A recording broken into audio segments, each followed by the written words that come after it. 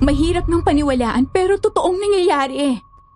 Itong peklat na to, kagat ng aswang gaya ng eksaktong pumatay sa biktima kanina. Binalaan na kita na wag mo akong pakikialaman. Pinalagpas na kita noon alang-alang kay Ben. Kahit gustong-gusto kayong patayin ng nanay mo. Walang kasalanan si Luna sa'yo! Nakikiusap ako sa'yo! Huwag ka nang manakit ng mga inosenteng tao!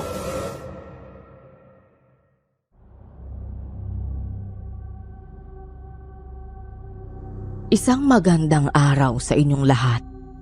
Tawagin niyo na lang akong Luna. Hindi ko tunay na pangalan. 30 taong gulang na ako ngayon at kasalukuyang nagtatrabaho at naninirahan dito sa Taguig City kasama ang asawa ko. Sa isang liblib na bayan sa Cebu ako ipinanganak at lumaki. Kaya hindi na bago sa akin ang mga kwento tungkol sa mga aswang at iba pang kababalaghan.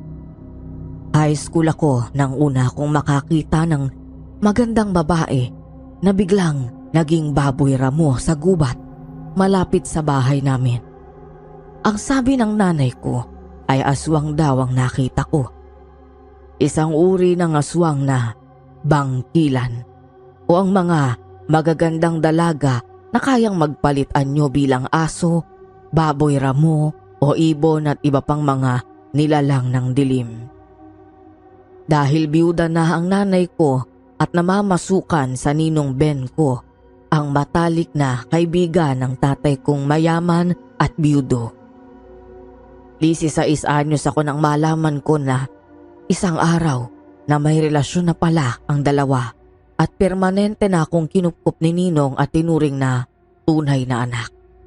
Wala naman akong masasabi dahil mabait naman talaga si Ninong. Pero ang pakikipagrelasyon ng nanay ko ay nagdulot ng gulo sa bahay. May gusto din pala kay Ninong ang isang malanding kasambahay nito na si Eva. Maganda ito at sexy. Kahit sinong binatay mahuhumaling sa kanya pero sa hindi malamang dahilan ay hindi nito magawang maakit si Ninong. Dahil palagi kaming nag-aaway ni Eva at minsan ay sinubukan nitong akitin si Ninong at pinalaya si Eva. 16 anyos ako nang makagat ng aswang na nag-anyong aso. Makalipas ang ilang taon, nang makapagtapos ako ng kolehiyo at napadpad sa Maynila para magtrabaho, muli kaming nagkita ni Eva at nalaman kong nakapag-asawa ito ng milyonaryo.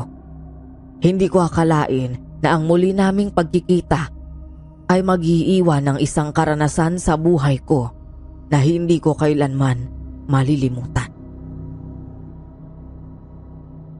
High school na ako ng panahong iyon. Nagtatrabaho pa lang si nanay bilang mayordoma sa bahay ni Ninong Ben. Dahil maagang nabiyuda ay mag-isa lang si nanay na tumataguyod sa akin. Mababa lang ang pinag-aralan ni nanay at hindi ito nakatapos ng elementarya. Mula pa pagkabata ay nakagisna na nito mula pa kay lola ang pamamasukan bilang kasambahay.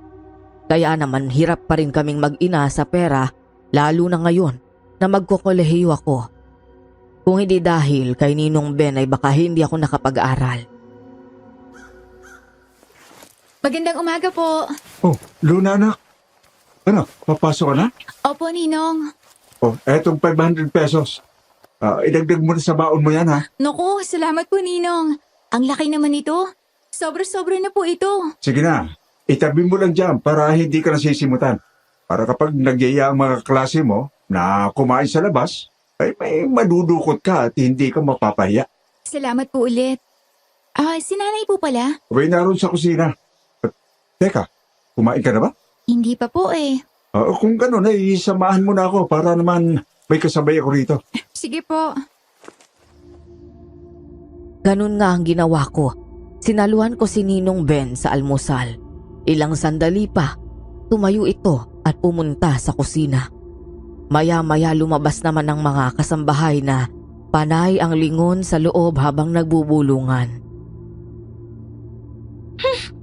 Kahit kailan talaga, malandi ang Esme na yan. Inaharap na naman si Sir. Sinasabi ko sa inyo, Ako ang makakabingwit kay Sir Ben. Nagtaka ako sa narinig ko dahil hindi ko lubos na maunawaan ang sinasabi nila. Kaya naisip ko na sumilip sa kusina. Nagulat ako sa nakita ko. Naghahalikan ang nanay ko at si Ninong Ben. Bumalik ako sa kinauupuan at pinagpatuloy ang pagkain na parang wala akong nakita. Maya-maya ay lumabas si Ninong Ben at dumiretso sa kwarto sa second floor. Sunod namang lumabas ang nanay ko sa kusina. Nay! Binigyan po ako ni Ninong ng 500! Talaga, nak? Abay, mabuti naman kung ganun. Pagtipid ka, ha? Para kapag nangailangan ka, ay may madudukot ka. Opo, iniipon ko nga po yung mga sobra sa baon na ibinibigay ni Ninong. Ay, Nay, paano pala po yung sa college ko? Makakapag-aral po ba ako? Huwag kang mag-alala, nak. Gagawa ako ng paraan. Pinapangako ko sa iyo na makakapag-aral ka. O sige ha, dyan ka muna at may gagawin pa ako sa taas. Dahil sa sinabi ng nanay ko na panatag ang kalooban ko. Nang matapos ang pagkain ay nagligpit ako. Pagkatapos ay umakit ako sa taas para magpaalam sa nanay ko. Hinanap ko siya sa mga kwarto pero wala siya roon. Kakatok sana ako sa kwarto ni Ninong nang makarinig ako ng ungol na nagmumula roon. Dinikit ko ang tenga ko at narinig ko ang boses ng nanay ko. Dahan-dahan kong binuksan ang pinto at sumilip. Natakpan ko ang bibig ko sa labis na gulat nang makita kong nakasakay ang nanay ko sa ibabaw ni Ninong. Nagmamadali akong tumakbo at lumabas ng bahay. May relasyon nga si Ninong Ben at ang nanay ko. Ibig sabihin, magiging pangalawang tatay ko si Ninong? Yayaman na kami ni nanay? Maya-maya'y napalingon ako nang marinig si Eva habang kausap ang iba pang kasambahay. Habang kung ano-ano ang sinasabing hindi maganda tungkol sa amin ng nanay ko. Napakalandi ng Esme na yan. Palagi akong inuunahan kay Sir. Hindi talaga ako pinapansin. Huwag niyong sabihin na sila ng anak niya makikinabang sa pera ni Sir. Mas maganda at mas bata naman akong dihamak sa Esme na yan. Hindi naman kasi nakukuha yun sa ganda. Depende din kasi sa ugali. Maganda ka nga. Malandi ka naman at ubod ng chismosa. Hoy, bata ka ha? Ako bang pinariringgan mo? Depende kung tinatamaan ka. Alam mo kayong dalawa ng nanay mong salot dito eh. Saggabal kayo sa plano ko. Masalot ka. Hindi ba man ako pinapanganak sa mundo? Dito na nagtatrabaho ang nanay ko. Ngayon, kung hindi ka pinapansin ni Ninong Ben, ibig sabihin, pangit ka. Hindi ka na nahiya. Lantaran mong pinagmamalaki na gusto mong landiin si Ninong. Kung gaano kaputi ang chinchanso sa mukha mo, ganon ka itim ang budhi mo, chinchanso. Ba't maldita ka ha? Malandi ka naman. Mas malandi ang nanay mo. At least, nilandi siya pabalik. Eh ikaw, mamatay ka sa inggit. Ano yung nababalitaan ko na nag-away daw ko ni Eva kanina? Eh kasi naman po yung chinchanso, si Eva, siya po ang nauna eh. Kung ano-anong sinasabi niya tungkol sa amin lalo na kay nanay. Tungkol saan? Sa inyo po ni Ninong Ben. Nilandi mo daw siya sabi ni Eva. Hindi ko ikakaila yun, anak. Totoo na inakit ko si Ben. Nagawa ko yun dahil desperada na ako at gusto ko na mabigyan ka ng magandang buhay. Gusto ko na masiguro ang kinabukasan mo, anak. Yung makakapag-aral ka sa magandang university para makahanap ka rin ng magandang trabaho bahalang araw. Ayoko magaya ka sa akin na walang pinag-aralan. Nanay naman eh. Nakakahiya. Kung ano-ano pa naman ang sinabi ko kay Eva kanina. Pinagtanggol pa kita. Alam ko yung lahat, Luna. Inamin na sa akin yun ni Esmeralda noon. At naintindihan ko siya. Sa halip na pagalit ako ay tinanggap ko siya at ipinagpatuloy ang relasyon namin. Ang totoo niyan, anak. Dalaga at binata pa lang kami, ay mahal ko na ang nanay mo. Niligawan ko siya noon. Pero binastig niya ako dahil malayo daw ang agwat ng buhay namin. Kasambahay na namin siya noon at anak ko ng amo niya. Hanggang sa napangasawa nga niya ang tatay mo na matalik kong kaibigan. Ninong, mahal niyo pa rin po bang nanay ko? Oo anak, mahal na mahal. Basta ba, huwag niyong paiiyakin si nanay eh. Huwag kang mag-alala. Ako ang bahala sa nanay mo, sa inyong dalawa. Mula ngayon ay dito na kayo titira sa bahay. Magpapakasal kami ng nanay mo at ituring mo na rin akong parang tunay na ama mo. Ninong, matagal na po na gano'n ang turing ko sa inyo. Wala pa man din po pero hindi niyo na kami pinabayaan ni nanay mula nang mawala si tatay. Naging masaya ako para kay nanay.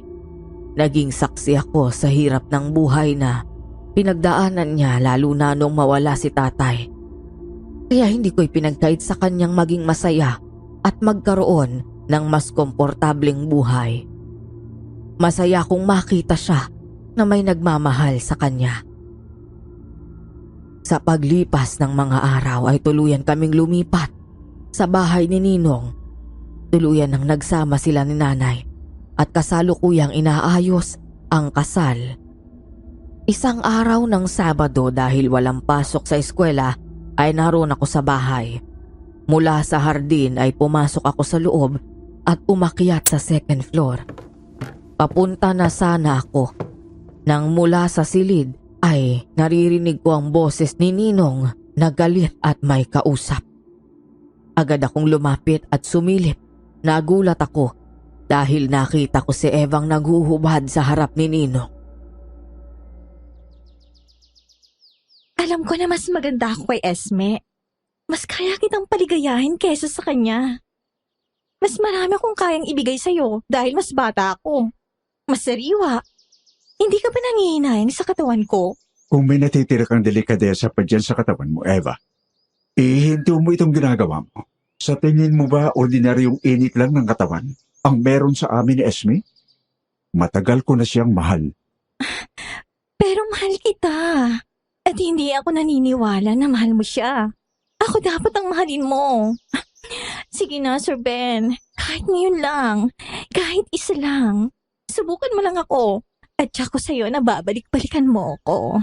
Umalis ka na. Ayoko magka-problema kami ni Esme dahil sa'yo. Hindi ako papayag na malamangan na mag-ina na yon. Ginagamit ka lang nila at ang pera mo. Mas mabuti pang ibalot mo na yung damit mo at lumayas ka na dito sa bahay. Ayoko na makita ka. Walang lalaki ang pwedeng tumanggi sa akin, Ben! Umalis ka na!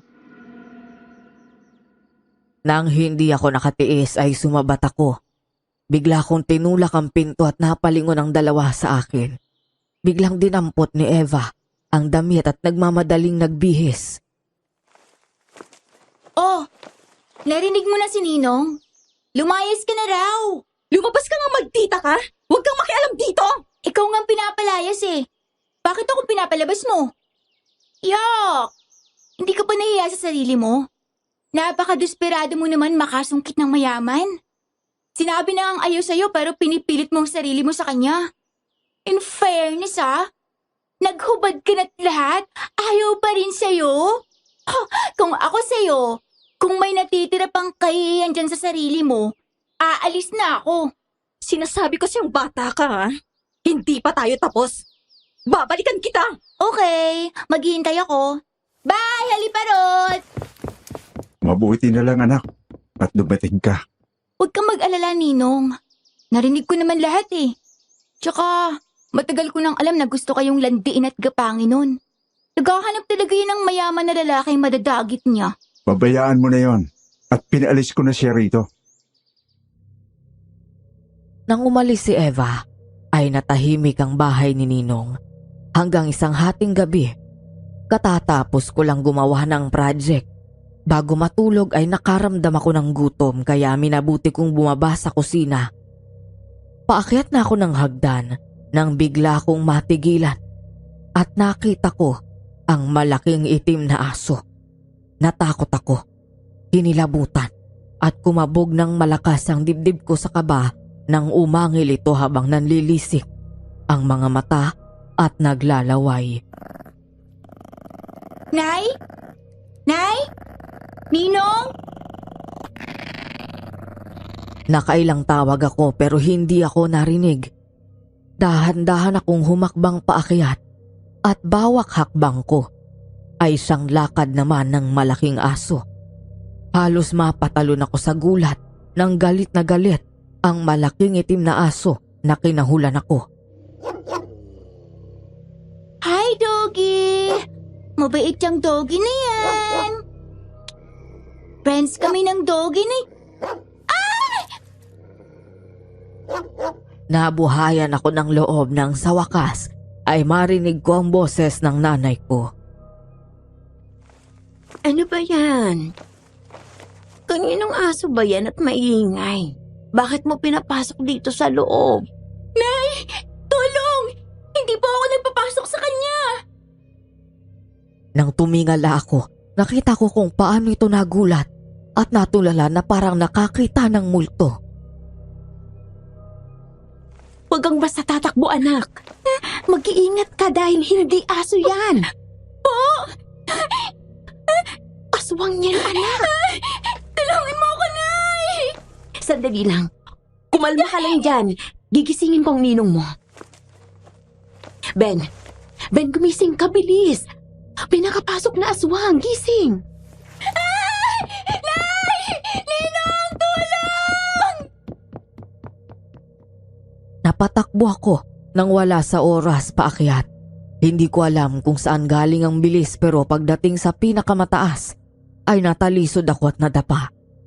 Napasigaw ako sa sakit nang maramdaman kong nakalmot ako sa hita. Pagkatapos ay sinakmal ang likod ng binti ko. Nay! Nakagato! Bitiwan mo ako!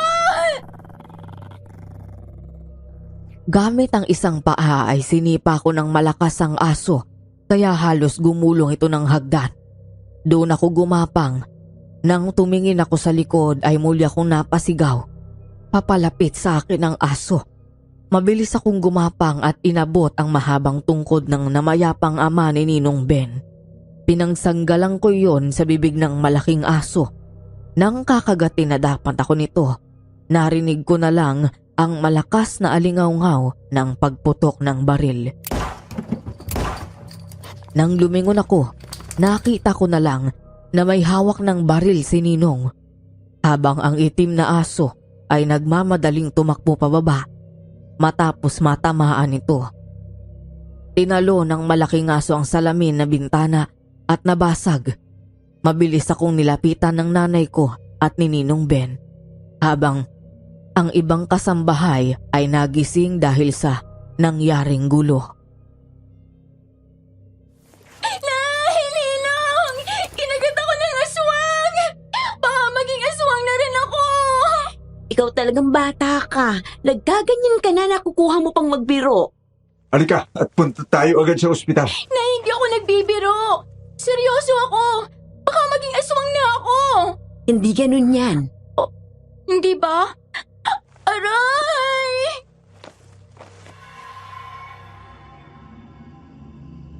Sampung taon na ang lumipas mula ng gabing yun. Hindi na rin naman naulit pa ang pagsalakay ng aswang at nawala rin ito sa bayan namin. Hanggang ngayon ay hindi pa rin namin malaman kung paano nakapasok ang aswang sa bahay. Nandito na ako ngayon sa Maynila. Graduate na ako ng college at kasalukuyang may magandang trabaho sa malaking kumpanya sa pinakasentro ng Central at Business District dito sa syudad ng Maynila. Habang si Ninong naman at ang nanay ko ay masaya at tahimik pa rin nagsasama sa malayong probinsya sa Cebu. Regular kami nag-uusap sa chat o tawag o minsan pag may oras ay video call. Mayroon na rin akong boyfriend, si Alex. Magka-batch kami ng college sa Cebu. Naging magkaibigan at parehong lumuwas ng Maynila para makipagsapalaran. Hanggang kalaunan ay nauwi ang lahat sa pag-iibigan. Love, may napanood akong video. Matagal ng balita yun eh. Pero ang sabi doon, kinagat daw ng aswang yung lalaki. Ayaw namang maniwala ng mga doktor. Hindi naman kasi sila naniniwala sa ganun. Pero totoo kaya yon? Nakakalimutan mo na ba yung nakwento ko sa'yo noon? Oo nga no. Totoo sila. Pero madalas sa mga liblib na probinsya may ganun. Nakarating ka na sa amin, di ba? Masyadong liblib kaya ganun. Pero kapag inisip mo, nakakatakot pa rin. Iba kapag naka-face to face mo yung aswang. Mukha silang aso sa panlabas pero kapag tinitigan mo sa mata, nanlilisik tapos yung sumugod sa akin nun, mas malaki sa karaniwang size ng aso. Buti lang hindi ka napatay. Warrior princess to, no? Hindi ako papayag na masayang ang beauty ko dahil sa aswang na yun. Nga pala, daan muna tayo sa favorite resto natin tapos take out na lang tayo. Para doon na lang tayo sa condo mo kumain. Okay. Doon ka ba matutulog? Pwede ba, love? Miss na kitang katabi at kayakap sa pagtulog eh. Pwede naman. Pero love, napag-isipan mo na ba yung alok ko na magsama na tayo sa iisang bahay? Oo. Gusto ko na rin sana kaya lang hindi ko pa nababanggit sa parents ko. Sana pumayag sila. Bakit ka ba kasi nagmamadali? Hindi naman sa nagmamadali, love. Kasi gustong gusto ko na gabi-gabi na kitang nakakatabi sa pagtulog. Yung uuwi tayo ng sabay na hindi na kita kailangang ihatid. Tapos uuwi ako. Sabi ko naman kasi sa'yo, magpakasal na tayo eh. Paano kung mabuntis ka? At least, kasal na tayo. Hindi naman sa ayaw ko, love. Ayaw ko lang na parang nagmamadali tayo. O sige. Sa susunod na magkausap kami nila Ninong, magpapaalam na ako. Sabi mo yan ha? Matapos kaming makabili ng kakainin para sa hapunan ay nagmaneho si Alex papunta sa condominium building na tinitirhan ko. Pagdating sa 16th floor kung saan naroon ang unit ko, napakunot-noo ako nang masalubong ang pamilyar na muka ng isang babae na may kasamang lalaki. Napalingon ako gayon din siya sa akin. Pareho kaming napahinto sa paglalakad habang bakas ang gulat sa mga mukha namin. Eva? Luna, ikaw ba yan? Ako nga. Hoy, long time no see ah. Oo nga. Kayo ba yung bagong lipat sa unit 1665? Oo. Nga pala, si Joseph, asawa ko. Hi. Nice to meet you. Hello po. Ito naman si Alex, boyfriend ko. Magandang gabi po. Napansin ko ang pagbabago ni Eva mula sa pananamit hanggang sa ayos nito. Masyadong sexy ang suot na halos lumabas na ang kaluluwa niya. Ang mga gintong alahas na namumutik-tik na nakasabit sa katawan nito. Buti afford mong tumira dito. Oo. Regalo ni Ninong sa akin yung condo nung matapos ako ng college. Dahil magna cum laude ako. Iba rin ha. Ginalingan nyo rin talagang mag-inang pambibilog sa ulo ni Sir Ben. Kinariro nyo? Ay dear, maniwala ka. Wala nang mas gagaling pa sa'yo. Tingnan mo nga oh. Ikaw na makabingwit ng mayaman. Anyway, sige yauna na kami. Nice to see you again. Same here. Nang tumalikod ako ay biglang nawala ang ngiti ko kaya natawa si Alex.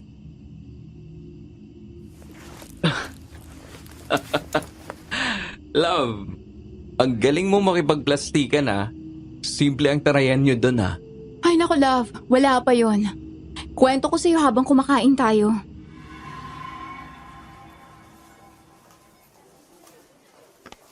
Love, papunta na ako sa counter. Baka maipabibili ka. Wala na. Medyo marami-rami itong dala ko eh. Sundin mo ako sa lobby. Sige love, pag-text ka lang kapag nasa baba ka na. Sorry love ha, hindi kita nasamahan mag-grocery. Si boss kasi may biglang pinagawa. Okay lang love, naiintindihan ko naman. Ingat ka sa pag-uwi. Naghahanda na ako ng lunch natin. Okay. Mula sa supermarket ay nagtaksi ako pauwi kaya ilang sandali lang nakarating din ako sa kondo. Gaya ng napag-usapan, nag-text ako kay Alex nang makababa sa taxi. Habang naghihintay sa lobby, lumabas mula sa elevator si Joseph.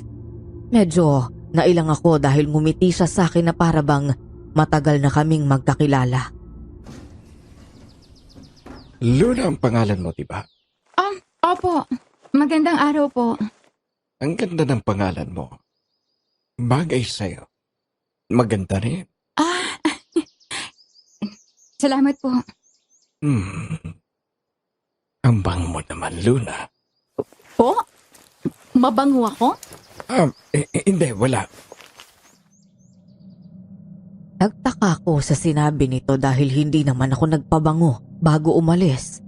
Nakaramdam ako ng pagkailang nang tingnan ako ni Joseph mula ulo hanggang paa na parang hinuhubaran ako. At kung umisi ito ay parang manyakis. Naiinis ako kung paano niya ako tingnan. Mukhang ang dami mong pinamilya. Aagyat ka na ba? Halika, tulungan na kita. Ay, hindi na po. Salamat na lang po. Pababa na po si Alex. Ganun ba?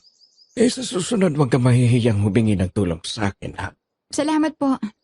Kapag wala kang gagawin mamayang gabi o bukas, labas tayo kung gusto mo. Tayong dalawa lang. Para naman magkakilala tayo. Total, magkapit-bahay tayo. Po? Naku. Busy po ako mamaya eh. May lakad kami ni Alex tsaka bukas. Ganun ba? Sayang naman.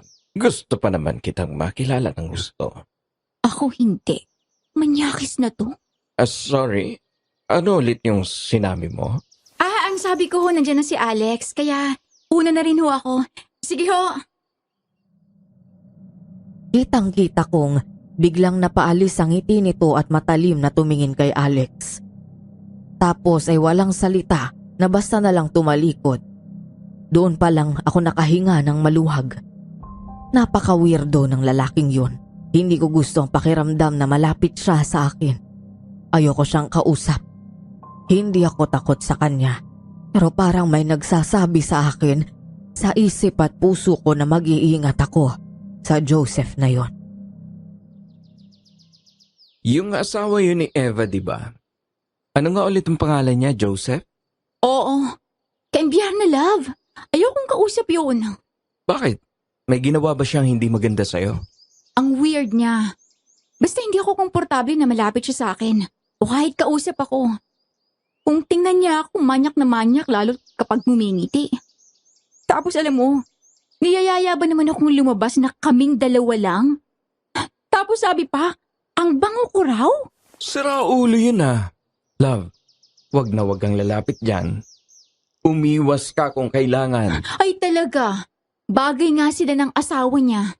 Halika na. Huwag mo nang intindihin yan. Pasado 10:00 ng gabi. Katatapos ko lang mag-shower at nakapantulog na ako nang maisipan kong tawagan si Nanay at Ninong Ben. Luna anak, kumusta ka na dyan? Okay naman po. Sinong kasama mo dyan ngayon? Wala po. Umuwi po muna si Alex sa kanila. Anak, kapag ganyan na, ikaw lang mag-isa dyan, magdodobula ka. Opo, Ninong. Siya nga po pala, Nong. Nay, napag-usapan po namin ni Alex yung tungkol sa paglipat ko sa kanya. Kumbaga, magsasama na kami sa iisang apartment. Pwede dun sa kanya o siya na lang yung lilipat dito. Papayag ko ba kayo? Aba anak, nasa hustong edad ka na para magdesisyon. Hindi mo na kailangan ng permiso naming dalawa. Tsaka, sigurado na rin naman kayo ni Alex sa isa't isa. Anak, may tiwala naman kami sa inyong dalawa. Tsaka, gusto namin si Alex para sa'yo. Salamat po, Nay, Ninong. Matagal na nga pong sinasabi ni Alex sa akin ang tungkol dito. Nak, bakit ba kasi hindi na lang kayo magpakasal na? Total naman pala at gusto nyo nang magsama. Pwede naman kayo magpakasal tapos kahit hindi muna kayo magkaroon ng anak. Yun naman din po ang gusto ni Alex. Ako lang po yung nagsabi na parang maaga pa para pag-usapan ng kasal. Anak, 4 years na kayong dalawa. Ano bang maaga ang sinasabi mo? Basta kung anong maging desisyon yung dalawa, binibigay namin sa inyo ang blessing namin. Thank you, Nay. Papa Ninong. Ay, salamat. Tinawag din akong papa ng anak ko. Sige na nga. Simula ako ngayon. Papa Ninong na talagang itatawag ko sa inyo. Ay, nga pala, Nay. May kwento ako sa inyo. Hindi kayo maniniwala kung sino yung kapitbahay ko dito. Abay, sino ba yan, anak? Si Eva, Nay. Yung dating kasambahay ni Ninong na malandi at nagubad sa harap niya. Talaga? Anong ginagawa niya dyan? Namamasukay. Hindi po. Mukhang natupad ng pangarap niya at nakadagit ng mayaman. Aba, halos kuminang siya sa dami ng gintong alahas ang nakasabit sa katawan niya. Anong sabi niya sa'yo nung magkita kayo? Eh di ngayon, simpleng patutsadahan kami. Nako, ikaw talagang bata ka. Napakabaldita mo. Huwag mo nang patulan yung babaeng yan at salbahe din yan. Eh Nay, hindi naman akong nauna eh. Kahit na, basta umiwas ka na para sa ikakatahimik mo dyan. Sige po, magpapakabait ako, basta mabait din siya sa akin. Ay nako, tingnan mo nga tong anak mo, Ben. Basta ikaw na ang umiwas sa gulo, anak. Opo. Nang matapos kaming mag-usap, nagpadala muna ako ng text kay Alex para mag-good night. Pagkatapos ay muli akong lumabas ng kwarto para kumuha ng tubig sa ref. Nang maisarado ko ang pinto, napatigil ako nang may marinig na kakaibang tunog sa labas. Napakunot ako ng noo at pinakinggan ko pa iyon. Tunog na parang may sumisigaw na boses ng lalaki at tunog ng isang halimaw at nanggagaling iyon sa labas. Napakalakas nun. Nakakakilabot, nakakatakot. Ang ganong pakiramdam ay hindi na bago sa akin noong sinalakay ako ng aswang na naganyong aso. Ganon na ganon ang naramdaman ko. Nang hindi huminto ang pagsigaw, ay saka ko binuksan ang pinto para sana silipin o hanapin kung saan iyon galing. Pero nabigla ako dahil maging ang iba pang nakatira sa mga katabing unit ay nasa labas at nakatingin sa Unit 1665. Doon nakatira ang mag-asawang Joseph at Eva. Lumingon sa akin si Ate Badet, ang nakatira sa Unit 1664, nakatabi mismo kung saan nakatira ang mag-asawa. Lumabas ako at lumapit kami kay Ate Badet. Ate, ano daw ang ingay na yon? Ewan ko, nakakatakot. May narinig akong boses ng lalaki na sumigaw, tapos ayun na yung nakakatakot na boses na yun. Samantalang kanina ang ingi pa nila. Nagpaparty yata sila kasama bisita nila. Baka may nangyari ng hindi maganda. Teka nga. Hindi ako nakatiis dahil pamilyar naman sa akin si Eva. Kumatok ako. Maya-maya tumahimik sa loob ng unit, saka bumukas ang pinto. Ngunit hindi binuksan ni Eva ng maluwag, kapiraso lang kung saan siya nakasilip sa maliit na puwang. Eva, ayos lang ba kayo dyan? May narinig kaming sumisigaw. May nangyayari ba? Ha? Wala. Nanonood lang kami ni Joseph ng horror kasama yung bisita namin. Yung palabas yung narinig mo. Ganun ba? Akala ko naman kung ano nang nangyari sa inyo. Naglabasan mga tao dito, oh. Kung nanonood lang pala kayo, baka naman pwedeng pakihinaan ang volume ng TV nyo. Pasado 10:00 na ng gabi at nagpapahinga ng mga tao. Abay, hindi lang kayo nakatira dito sa 16th floor. Nakakaabala kayo. Oo nga naman, Eva. Pakihinaan ang TV nyo. Nandun na ang unit ko sa kabilang dulo pero hanggang doon, umahabot pa yung lakas ng TV nyo. Pasensya na kayo, nagkasarapan lang ng panonood. Di bale, ihinaan ko na yung TV namin. Pasensya na ulit kayo. Bastos palang babaeng yan. Ay nako, kung alam mo lang. Hayaan na nga natin siya. At least, napagsabihan na natin. Bumalik na kami sa mga sarili naming unit. Nakiramdam pa ako baka muli na naman silang mag-ingay. Pero katahimikan na ang sunod kong narinig. Isang araw ay nagkasabay kami ng paglabas ni Ate Badet. Pareho kaming pababa sa lobby para lumabas at may bilhin. Oh, Ate Badet, bababa ka rin? Oo, may kailangan akong bilhin sa grocery. Magluluto kasi ako ng pansit molo. Biglang nag-crave ang asawa ko eh. Wow, ang sarap naman. Gusto kong matutunan magluto niyan. Sabihin mo lang kung kailan mo gusto at tuturuan kita. Tapos mamaya, bibigyan kita para matikman mo yung pansit molo ko. Talaga ate? Naku, thank you. Ihintayin ko talaga yan nga pala. Kumusta na sa kapitbahay mo? Hindi na pa nag-iingay ulit? Hindi na. Kaloka sila. Nagising nga yung anak ko nung gabing yun, kaya lumabas na ako. Pagbukas ng elevator, natigilan kaming dalawa ni Ate Badet nang makita namin si Eva sa loob. Mukha itong puyat at pagod na pagod. Medyo magulo pa ang buhok nito. Napansin ko rin na marumi ang laylayan ng damit. Pero ang mas nakatawag sa atensyon ko ay ang bahid ng kulay pula sa ibang parte ng damit nito maging sa kamay. Oh, Eva, saan ka galing? Bakit ganyan ang itsura mo? Diyan lang sa tabi-tabi. Okay ka lang ba? Naaksidente ka? Hindi, ayos lang ako. Sige, mauna na ako. Nagtataka kami ni Ate Badet sa kinilos niya. Tahimik lang na nasundan namin ito ng tingin hanggang sa mawala ito sa paningin namin.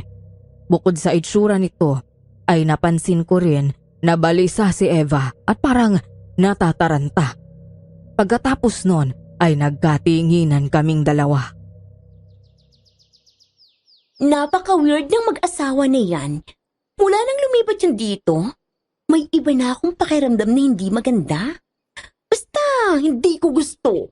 Kaya nga Sa bagay, matagal nang weird ang babaeng yan. Halika na at sumakay na tayo. Baka mahuli ka pa, mukhang papasok ka ni. Oo nga ate, naghihintay na rin sa baba si Alex. Lumipas ang araw na gaya ng nakasanayan, maghapon akong nasa trabaho. Kakain ng hapunan bago ako ihatid ni Alex sa kondo. Nagkasakit ang ina nito at na-confine sa ospital kaya kinailangan nitong magbantay roon. Love, sorry kung hindi mo na ako makakatulog ulit niyan sa kondo mo. Papalitan ko pa yung kapatid ko sa ospital para ako ang makakasama ni Mama sa gabi. Kasi may pasok naman siya mamaya. Okay lang, love. Kung pwede nga lang, dalawa tayong magbantay Nga pala, kumusta si mama mo? Mas okay na daw siya ngayon. Inoobserbahan pa siya ng mga doktor. Kapag mas nag-improve ang kalagayan niya, bukas, baka palabasin na rin siya. Basta kung may kailangan ka o gustong kainin, sabihin mo sa akin Dadalhan kita. Okay. Wala namang pasok sa opisina bukas. Dito ako sa'yo bukas ng umaga. Dadaan lang ako sa apartment para kumuha ng damit bago umuwi sa'yo. Magsasabi rin ako sa ate ko na baka pwedeng siya na muna ang magbantay bukas ng gabi. Gusto ko ulit kitang katabi pagtulog. Sige pa, may susi ka naman Pumasok ka na lang in case dumating ka ng tulog pa ako. Speaking, nakausap ko na pala si nanay. Pumayag naman sila na magsama na tayo. Talaga? Oo nga. Nagtatanong na nga sila kung kailan na tayo magpapakasal. Ikaw lang naman ang hinihintay ko, love. Pero huwag kang mag-alala. Ready naman ako palagi na pakasalan ka Basta kung kailan ka ready. Love, salamat sa pagiging pasensyoso mo sa akin Ikaw pa ba? Mahal na mahal kita. Sasagot pa lang sana ako nang mapatingin ako sa unahan. Nagsalubong ang kilay ko nang makitang bumaba ng kotse si Eva at may kasamang ibang lalaki. Hindi na sana ako mag-iisip ng kung anong kalokohan hanggang sa makita kong hinalikan ni Eva ang lalaki sa labi at pinisil pa nito ang puwet ni Eva. Di ba yun yung Eva? Oo, siya nga. Ano yun, kabit niya?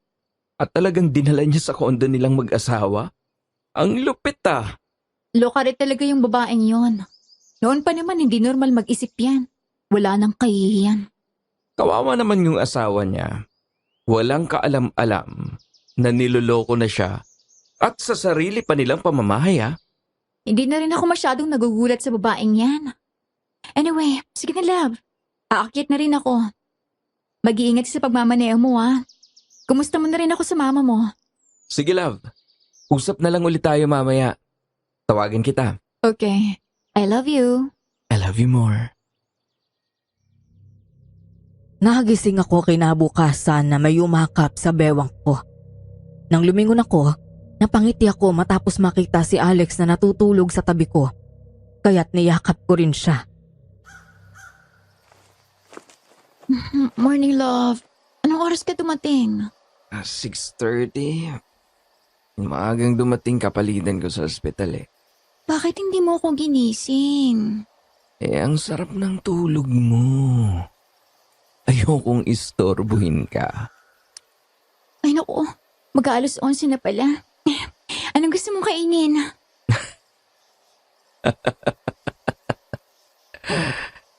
Ibang nasa isip ko na gusto kong kainin eh. Kaso hindi pagkain. He! Tumigil ka nga. Tirik ng araw sa labas oh. May nakatirik na iba. Masyado ko namang tilyo ha. Okay, hindi na. Eto naman, naglalambing lang ako. Pero may iba ako. Kaninang mga bandang pasado, 7:00 ng umaga, pagdating ko doon sa basement parking, nakita ko rin doon si Eva. May hila-hilang malaking luggage. Tapos parang bigat na bigat siya. Hirap na hirap siyang ilagay sa compartment. Nag-offer nga ako ng tulong tapos parang galit pa nung tumanggi. Huwag daw akong makialam. Ay nako love. Huwag kang lalapit doon o kahit malang tangkay na kausapin yun. Masungit talaga yun tsaka biglang magbagong ihip ng hangin landiin ka pa. Para na mapapatulan ko siya. Mas maganda na di hama ka naman doon. Pero alam mo kung anong weird sa kanya habang tumatagal na nakikita ko siya? Parang hindi tumatanda si Eva. 16 years old ako nung huli ko siyang nakita tapos ganun na ganun yung itsura niya. At hanggang ngayon ganun pa rin ang itsura niya. Mula sa mukha, pangangatawan, lahat. Para siyang hindi tumatanda. Pananamit lang ang nag-iba sa kanya. Baka naman nagpapaboto. Oo nga no. Baka mag-a-abroad silang mag-asawa. Alam mo sabi sa akin ni Ate Badette, bilyonaryo daw yung lalaki. Marami daw businesses dito hanggang sa Amerika. Kaya jackpot yung si Eva. Tingnan mo, buhay Donya. Hayaan mo love, balang araw. Ikaw rin, magbubuhay Donya. Ay nako, kahit hindi buhay Donya, basta maayos ang buhay natin. At may ipon sa bangko. Okay na ako doon. Anyway, sa labas na lang tayo kumain love. Namimiss ko na yung nagdi-date tayo eh. O tara, bangon na tayo. Pagkatapos nating mag-lunch, nood tayo ng sine. Matapos naming maligo at magbihis ay agad kaming lumabas. Excited ako dahil ngayon lang ulit kami magde-date ng weekend. Naghihintay kami ni Alex sa elevator nang may maalala ito. Ay, sandali love. Nakalimutan ko yung phone ko sa bahay. Naka-charge nga pala yon. Sige, hintayin na lang kita dito. Habang naghihintay sa boyfriend ko ay biglang dumating si Eva at Joseph. Para na naman akong hinuhubaran sa klase ng tingin na binibigay sa akin ng asawa ni Eva. Nangingilabot ako at hindi ko maintindihan kung bakit. Oh, Luna, mukhang may lakad ka. Kami ni Alex. Date? Oo, parang ganon. Ang sweet naman. Kami rin eh. Okay. Kamusta ka naman, Luna? Inaalagaan ka ba ng boyfriend? Hindi ko alam kung anong ibig sabihin ng tanong na yun ni Joseph pero hindi ko talaga gusto na kinakausap niya ako. Lalo akong nailang nang hawakan ako nito sa braso at pasimple akong lumayo rito. Ayos lang. Babe, hindi mo naman sinabi sa akin noon na maganda pala itong kaibigan mo. Nagsalubong ang kilay ko nang tumayo sa likod ko si Joseph at hinawakan ako sa magkabilang balikat. Umiwas ako nang lumingon ako sa bandang likuran nito. nakita rin ni Alex ang ginawa ng lalaki. Kaya agad itong lumapit sa akin at hinawakan ako sa kamay. Magandang araw po. Oh, Alex, nandito ka na pala. Kinukumusta lang namin itong si Luna. Oo nga. Mukhang magdi-date kayo. Saan ba kayo pupunta? Baka pwede kaming sumama para double date. Dyan lang. Sa susunod lang ho siguro. Oras namin tong dalawa eh. Mas gusto pa namin na kami lang muna. Pasensya na ho. Ganun ba? Sayang naman. Gusto pa naman sana kitang makilala ng husto, Alex. Okay lang po. Salamat na lang ate. Ay, actually, naipakilala na kita kay Alex. Naikwento ko na sa kanya yung lahat ng pinagsamahan natin noong naninilbihan ka pa lang sa bahay ni Ninong. Kaya wag ka na mag-abala. Ginawa ko na para sa'yo. Kilalang kilala niya na ang pagkatao mo. Kayo naman. Masyado kayong nilag sa amin. Nahihiya ba kayo? Salamat po sa imbitasyon pero may mga sarili kaming lakad. And please, sir, with all due respect, pwede bang huwag niyong hahawakan basta ang girlfriend ko na para bang matagal na kayo magkakilala? Hindi niyo ba napapansin na kanina pa siya lumalayo? Alex, tama na yan. Halika na. Pasensya na. Hindi ko intensyon na ma-offend kayo. Eva, kung pwede, pakisabihan ng asawa mo. At kung pwede rin, wag mong gawin kay Alex ang ginawa mo noon kay Ninong Ben. Ang sensitive niyo naman. Sa mga malanding kagaya mo, talagang magiging sensitive ako. Tama na yan, love. Halika na. Bumukas ang ibang pinto ng elevator at doon kami sumakay. Nakakainis. Napakalandi. Bagay nga sila ng asawa niya. Pakaloka. Harap-harapan? Anong klaseng relasyon meron sila? Harap-harapan na lumalandi sa iba? Kadiri. Huwag na natin silang intindihin, love. Huwag nating sirain ang araw natin dahil sa kanila. Ang mabuti pa, love, ako na lang muna ang lumipat dito sa kondo. Ngayon, ganyan pala kamanyak yung kapitbahay mo. Ayokong iwan ka ng mag-isa rito. Baka mamaya matsyempo pa na wala ako. Bigla kang pasukin at kung ano pang gawin sa'yo. Subukan niya. Gigilitan ko siya sa liig.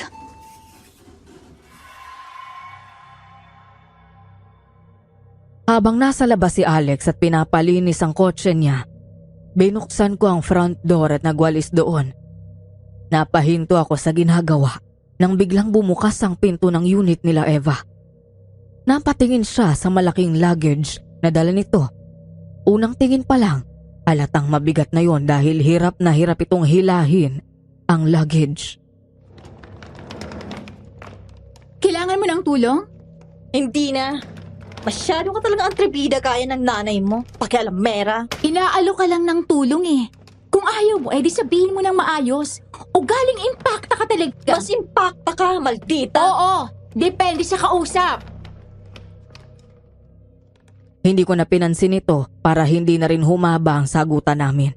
Talaga yatang hindi na kami magkakasundo ng babaeng yon. Nang matapos ko ang mga gawaing bahay, ay nilabas ko naman sa ref ang mga niluto ko para sa pananghalian. Pero bago ko gawin yon ay naupo muna ako para magpahinga. Kinuha ko ang phone ko at nag-scroll sa social media. Hanggang sa mapadaan ako sa isang post. May natagpo ang 2 bangkay ng lalaki at isang babae sa magkaibang lugar. Parehong nakasilid sa maleta. Lasog-lasog ang katawan at wala ng laman loob. Ayon pa sa nabasa ko na pabalita raw na nawawala ang 2 ng ilang araw na at huling namataan sa isang bar. Grabe naman to. Walang kaluluwang gumawa nito. Love, sinong kausap mo? Hi love, nandiyan ka na pala. Wala, sarili ko lang. Hindi, may nabasa kasi ako eh. Balita, may nakita daw na 2 bangkay. Mga wala ng lamang loob. Talaga? Baka naman fake news yan. Hindi, totoo. Ayan, basahin mo. Oo nga no. Kung nasa probinsya lang ako, iisa lang ang iisipin ko. Aswang ang may gawa. Aswang? For real ka ba dyan, love? Di ba nga nakwento ko na sa'yo? Totoo yun. Bukod doon sa first-hand experience ko sa asong aswang, nakita ko mismo noon yung babaeng naging baboy ramo. Tapos ayun, kinabukasan may nakitang bangkay ng lalaki. Ganyan din. Walang laman loob. Tapos gwapo din yung biktima. Nakakarinig na ako ng mga kwentong aswang sa mga probinsya pero hindi ko iniisip na totoo yun. Madalas kasing nangyayari yun sa mga probinsya gaya sa amin.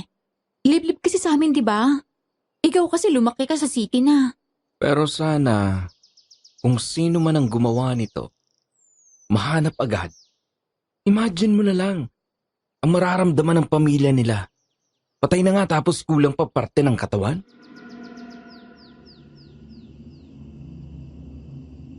Saktong kakapasok ko lang sa labi ng kondominium nang mag-ring ang phone ko. Sinagot ko yon nang makita na si Alex ang tumatawag. Love?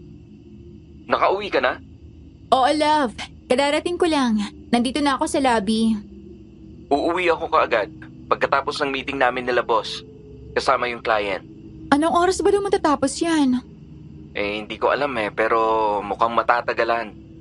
Baka gabihin na ako ng gusto. O sige, love. Ingat sa pagmamaneho mo mamaya, Huwag kang iinom. Hindi, love. Kumain ka na, ha? Huwag mo na akong hintayin. Okay. Mula roon ay naglakad ako papuntang elevator. Dahil abala ako sa pakikipag-chat sa mga kaibigan, hindi ko napansin ang napindot ko pala ay 15th floor sa halip na 16. Muli kong pinindot ang number 16 sa kanaghintay na makarating ako sa taas. Pagdating ng 16th floor, bumukas nga ang pinto ng elevator. Sasarado na dapat yon nang bigla kong may narinig na malakas na sigaw ng isang babaeng umiiyak. Bigla kong napindot ang open button at bumukas ulit ang pinto ng elevator. Dahan-dahan akong humakbang palabas, nakikiramdam. Napalingon ako nang muling marinig ang boses ng babaeng sumigaw. Halos mapatalon ako sa gulat. Hinanap ko kung saan ang galing yun. Maya-maya, nakarinig ulit ako ng malakas na iyak. Lumingon ako sa pinto papuntang fire exit. Doon ang galing ang boses. Hanggang maya-maya ay tumahimik ang paligid. Dahan-dahan kong binuksan iyon at pumasok. Mula sa kinatatayuan ko, narinig ko ang tunog na parang may kumakain. Dahan-dahan akong naglakad at sumilip sa ibaba. Nanlaki ang mga mata ko nang makita ang isang pamilyar na nilalang. Nangalisag ang balahibo ko habang tulala at nanlalamig sa takot. Nakatitig ako sa nilalang na inakala kong hindi ko na makikita pa. Isang malaking aso na kulay itim. Ang kulay niya at ang laki ay pareho ng malaking itim na aso na sumalakay sa akin 10 taon nang nakakalipas sa bahay ni Ninong Ben. Naroon ito sa baba ng landing ng hagdan sa fire exit habang kinakain ang laman loob ng wala ng buhay na babae. Napaluha ko matapos maramdaman ang pamilyar na takot. Hindi ako makapaniwala sa nakikita ko sa mga sandaling yon. Nandito na ako sa syudad, sa isang magarbo at high-rise modern condominium building na nakatayo sa gitna ng sikat na commercial district. Paanong magkakaroon ng aswang dito? Dahan-dahan akong umatras. Hinubad ang sapatos ko para hindi ito makalikha ng ingay at hindi ako makita ng aswang. Pagkatapos ay dinampot ko yon at maingat na humakbang paatras. Pero para namang pinaglalaruan ako ng tadhana. Hindi ko alam kung dahil natataranta ako. Pero hindi ko mabuksan ang pinto ng fire exit. Dahil doon ay minabuti kong umakyat na lang gamit ang hagdan. Dahan-dahan, maingat, bawat hakbang ay kalkulado ko. Halos hindi ako huminga sa bawat baitang. Nasa unang landing na ako at malapit na sa 16 nang masangga ko ang keychain na nakasabit sa bag ko na may maliit na bell at tumunog iyon. Marin ako napapikit at napahawak sa bag ko. Panginoon ko! Nang lumingon ako, nakita ko na paakyat na ang aswang. Nanlaki ang mata ko nang lumingon ito sa akin at nagtama ang aming paningin. Ang eksenang yun, ganon na ganon ang tagpo ng una kong makaengkwentro ang aswang sa bahay ni Ninong Ben. Bigla akong tumakbo ng mabilis, paakyat at kasunod ng pagsigaw ko dahil sa labis na takot. Kasunod no, narinig ko na lang ang malakas at sunod-sunod na pagkahol nito sa akin. Nakarating ako ng 16th floor. Paglabas ko ng fire exit, isinara ko agad ang pinto at hinawakan ng mabuti ang handle para hindi ito makalabas. Napasigaw ako ng malakas nang banggain niya ang pinto. Kaya nabitiwan ko ito at gumalaw yun ng bahagya at bumukas. Hinila ko yun para hindi ito makalabas. Diyos ko! Iligtas mo po ako! Umalis ka na! Parang awa mo na! Umalis ka na! Napalingon ako ng magsilabasa ng mga nakatira doon sa 16th floor. Huwag kayong lumabas! Pumasok kayo! Pasok! Hinila ko ang pinto ng mabuti. Saka ko binitawan yun at tumakbo papunta sa unit ko. Habang walang tigil ang pagbangga ng aswang sa pinto ng fire exit.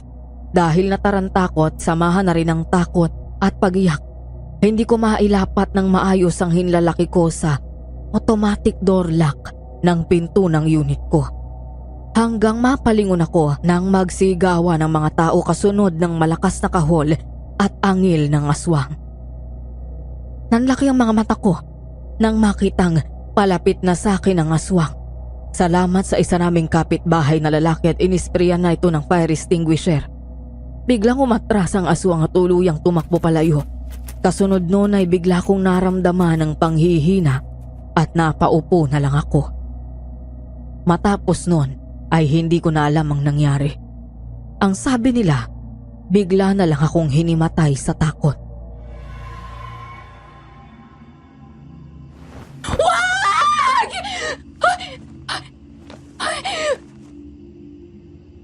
Bumalikwas ako ng bangon matapos makita ang aswang-aswang sa panaginip ko.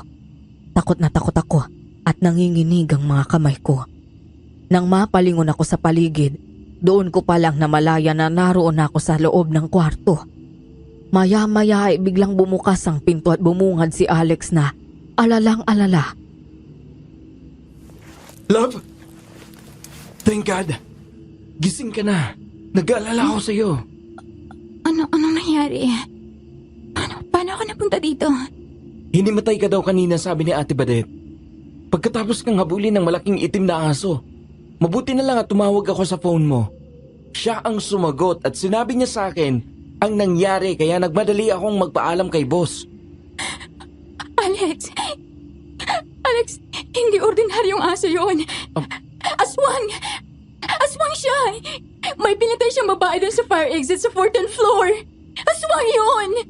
Nakita na nila yung babae, love. Bisita siya ng isa sa mga nakatira sa 14th floor. Hinahanap na rin nila kung sino may-ari ng asong yon. Hindi nga sabi aso yun, Alex. Aswang! Luna, kumalma ka muna. Walang aswang dito. Nasa city tayo. At wala sa probinsya. Maniwala ka sa akin, Alex. Aswang talaga yun. Narinig ng mga kapitbahay natin dito kung gaano siya kalakas nang binabangga niya yung pinto ng fire exit. Alex, maniwala ka, hindi ganun kalakas ang ordinaryong aso lang. O sige na. Aswang na akong aswang. Pero okay ka na ba? Hindi ka pa kumakain. Bumili ako ng paborito mo. Nandyan nga pala sa labas ang mga pulis. Kanina pa sila naghihintay na magkamalay ka. Gusto ka nilang makausap. Nang tuluyan akong mahimas-masanay saka ako lumabas ng kwarto. Doon ko lang nakita na mag-alas 12 na ng hating gabi. Agad tumayo ang mga pulis Nang makita ko at nadatnan ko rin sa sala si Ate Badet. Magandang gabi po. Good evening po. Maayos na po ba ang pakiramdam ninyo? Opo, maraming salamat po. Narito po kami para magtanong sa inyo tungkol sa nangyari. Kilala niyo ba yung biktima? Hindi po. Pwede niyo bang isalaysay sa amin ang nangyari kung anong ginagawa niyo at paano kayo napunta doon sa fire exit at nakita ang krimen? Sinabi niya daw po na aswang ang pumatay sa biktima. Opo, aswang siya. Hindi siya ordinaryong aso. Hindi ganun kalaki ang normal na aso. Mas lalong hindi sila ganun kalakas para mabangga ang pinto ng fire exit. Mas lalong hindi kumakain ng lamang loob ng tao ang ordinaryong aso. Aswang lang ang kayang gumawa nun. Ma'am, pasensya na po kayo pero parang ang hirap naman paniwalaan ang sinasabi ninyo. Oo. Tama ka sa sinabi mo. Mahirap ng paniwalaan pero totoong nangyayari. Itong peklat na to, kagat ng aswang gaya ng eksaktong pumatay sa biktima kanina. Minsan na rin nakita ng mismong mga mata ko noon sa probinsya kung paano naging baboy ramo ang isang babae. Hindi dahil nasa syudad tayo. Ibig sabihin, hindi na sila nag-i-exist dito. Normal silang mga tao sa umaga. Nakikipaghalubilo at nakikipag-usap. Nabubuhay na parang normal na tao sa umaga pero lumalabas ang tunay na anyo nila sa gabi. Naniniwala po ako kay Luna, sir. Totoo at posible talaga na may aswang. Sa probinsya ako lumaki kaya alam ko. At narinig nga namin yung lakas ng kalabog na yun kaya lumabas kami. Tapos nakita namin yung malaking aso na kulay itim, hinahabol si Luna. Lumingon pa nga sa amin yung aso tapos biglang tumakbo pabalik sa fire exit. Hinabol siya naman ang katira dito pero hindi na naabutan. Bigla daw nawala. Nakakakilabot nga yung kahol at angin ng aso na yun. Sayang, wala pang CCTV sa mga fire exits. Oo nga. Sabi ng may-ari magpapalagay pa lang daw siya. Pinacheck namin ang mga footage na nakuhanan ng CCTV camera sa hallways ng buong floor. Nakita sa footage dito sa 16th floor yung paglabas nyo mula sa fire exit at pagpigil nyo na mabuksan yon. Nakuhanan din hanggang sa tumakbo kayo pabalik at lumabas ang malaking aso kasunod nyo at bumalik ito sa fire exit. Pero wala kaming nakita na nakuhanan kung saan nag-exit yung itim na aso. Yung mga biktima na natatagpo ang wakwak ang tiyan at walang lamang loob. Hindi ho ba kayo nagtataka sa paraan ng pagpatay sa kanila?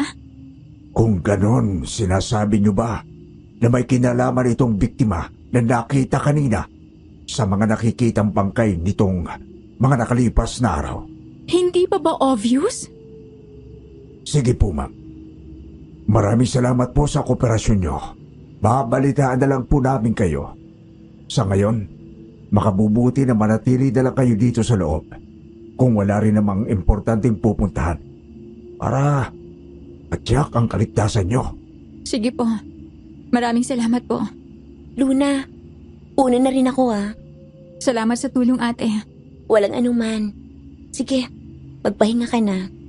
Halika na, kumain ka na. Dahil naulit na ang pangyayaring yun ay hindi na naman matahimik ang loob ko. Lumipas ang mga araw, palagi akong nag-iisip kung sino ang posibleng aswang. Anong ginagawa nito sa gusaling ito? At paano ito nakapasok doon? Napalingon ako nang lumapit sa akin si Alex at niyakap ako. Giisip ka na naman. Pasensya ka na. Hindi ko lang mapigilan. Matatapos din to. Love, naniniwala ka ba sa mga sinasabi ko? Bakit naman hindi? Kasi wala ka masyadong sinasabi tungkol doon. That's your truth, love. Ayokong kontrahin ka. Saka kilala kita. Alam ko kung kailan ka nagbibiro at seryoso. Nakita ko kung gaano ka natakot ng gabing yon. Doon ko lang nakita ang ganong klase ng takot mula sa'yo. Hindi ikaw ang tipo na magbibiro ng ganon lalo at may pinatay. Iniisip ko kung sino ang aswang na yon. Malalaman natin sa mga susunod na araw. May awang Diyos, love. Mahuhuli din siya. Pero mas matatahimik ako kapag umalis ka na rito. Lumipat ka na doon sa apartment ko. Hindi ko kaya na iwan ka ditong mag-isa, lalo at muntik ka ng mapahamak. Hindi ako mapakali. Kapag nasa labas ako, ayoko may mangyaring masama muna sa'yo bago ako kumilos para protektahan ka. Thank you, love. Halika na. Doon na tayo sa kwarto. May gagawin pa tayo bago matulog. Ikaw talaga. Kapag ako nabuntis, ha? Eh di mabuntis. Magpapakasal din naman tayo eh. Lagi mong sinasabi yan. Hindi ka naman nagpo-propose. Hintayin mo lang kasi. Ikaw naman itong apurado ngayon. Dati ikaw ang umaayaw. Hindi sa ayoko. Sabi ko lang na parang masyadong maaga pero syempre kung magpo-propose ka, mag-yes ako. Pakipot ka lang pala eh. Di ka dito sa kwarto, lagot ka sa akin.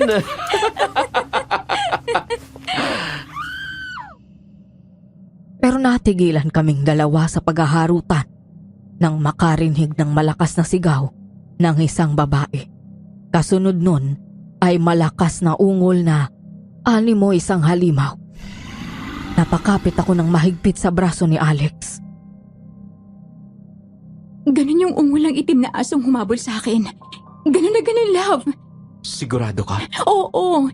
Baka nandyan na naman siya sa labas. Dito ka lang. Sisilipin ko. Huwag kang basta-basta lalabas, ha? Sinundan ko si Alex nang sumilip ito sa peephole. Kumunot ang noon nito paglingon sa akin sabay bukas ng pinto. Nang tumingin ako sa labas, nakita ko na nasa labas si Ate Badet at ang ibang mga nakatira sa unit na malapit sa unit ni Eva. Lintik na mga tao to.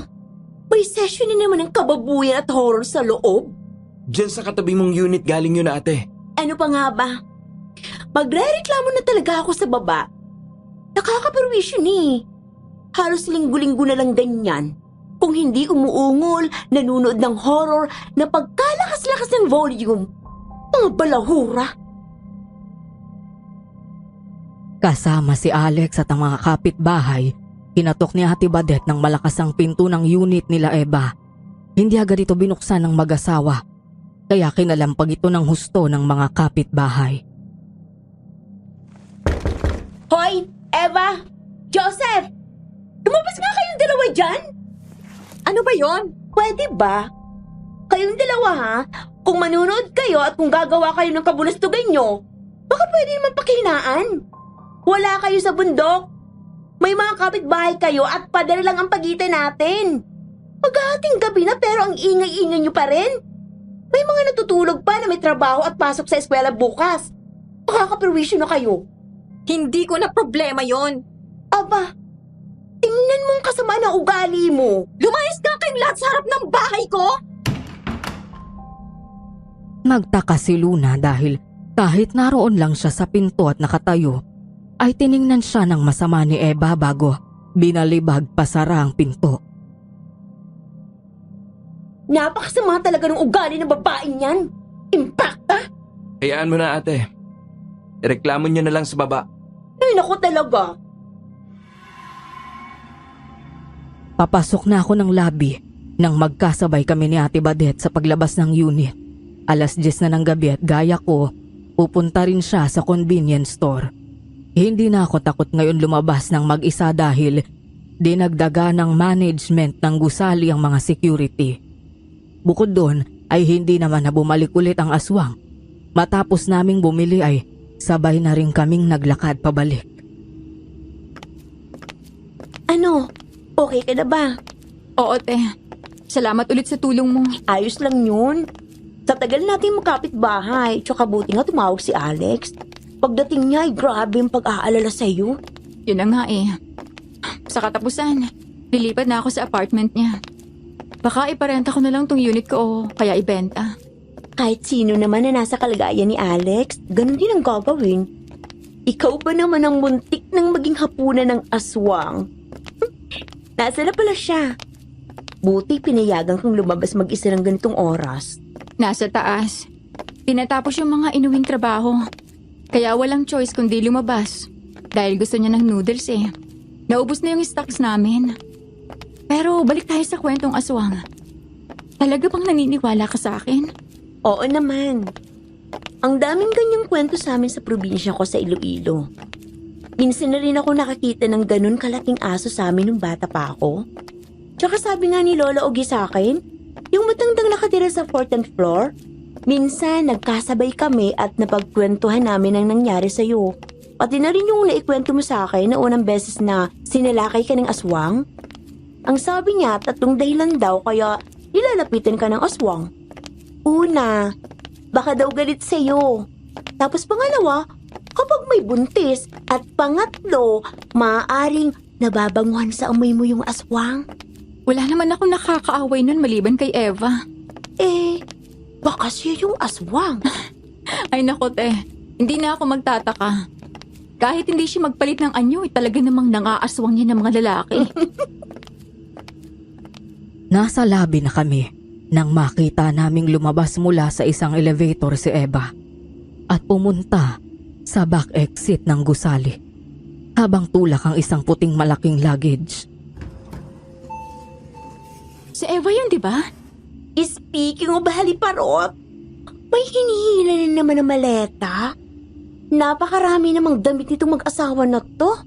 Abay, parang kada 3 araw kong mag-declutter ng damit Declarer? Oo. Minsan ko nang tinanong niyan kung bakit parang palagi siyang may dalang maleta. Sabi lang sa akin mga lumang damit nilang mag-asawa na dinodonate. Nung sinabi ko na, patingin, baka may magustuhan ako. Nagalit ba naman? Sinigawan ako at sinabihan na pakialamera daw ako. Ganun naman talagang ugali niya. Pero ang weird lang laging parang ang daming pinamimigay na damit. Parang hindi na uubos. Ay nako, hayaan na natin yung babaeng yan. Pero, himala. Gabi na siya naglalabas ng maleta niya. Dati umaga. Pagsakay namin ng elevator, agad kong napansin na may kulay pula sa sahig. Hanggang makarating kami sa 16th floor, hanggang sa hallway ay may tulo pa rin sa sahig na kulay pula. Nasa kalagitnaan na ng hallway ay nawala ang mga tulo-tulong dugo roon. O sige, dito na ako. Good night.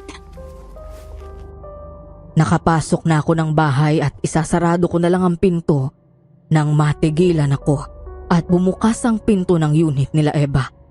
Tumayo roon si Joseph at ngumisi sa akin.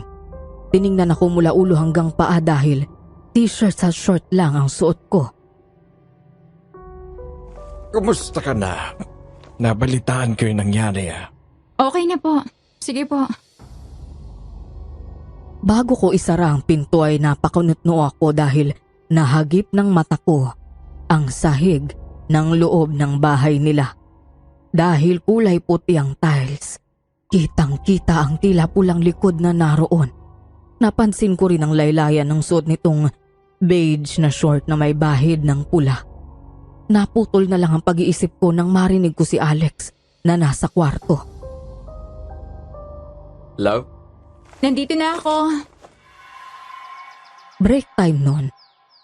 Habang kumakain kami ng sabay ni Alex at panaka-naka akong tumitingin sa telepono ko, bigla akong napahinto nang mabasa ang isa na namang balita.